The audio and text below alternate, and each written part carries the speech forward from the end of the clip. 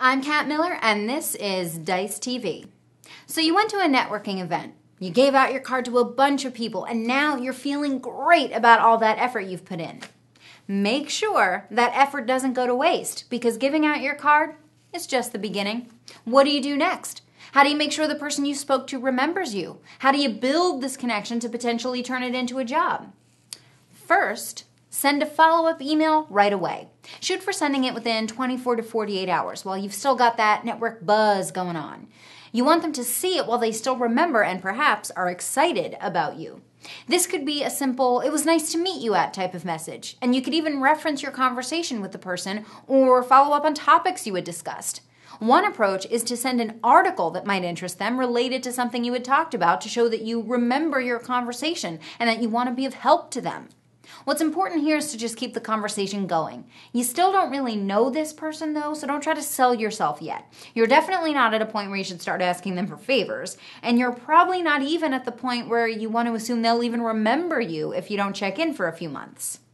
A great way to get to know someone further is to invite them out for coffee or lunch. The timing of when you do this will depend on your comfort level. You could invite them in your initial follow-up email, but being that aggressive isn't for everyone. If they do take you up on your offer, you will likely come away from that meeting with even more topics you can follow up on. And you'll probably know them well enough now to be able to send them other updates or articles you think could interest them. After this meeting, you no longer need to be in constant conversation. After a good face-to-face, they will most likely remember you. But just because they know who you are now doesn't mean you've built much of a relationship. Every once in a while, send your contacts an email and pick up the conversation again. And don't make that lunch a one-time thing. If you hear any news that may affect them, reach out. If there's good news, congratulate them. This shows them that you care, and it's a great way to maintain contact. Another way to make them think of you down the road is to introduce them to a contact you think might be helpful to them.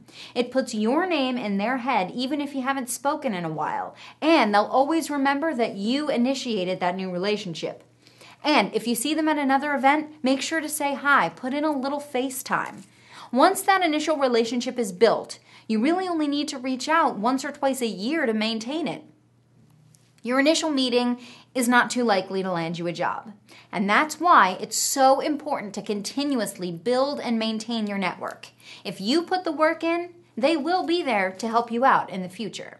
I'm Kat Miller, and this is Dice TV.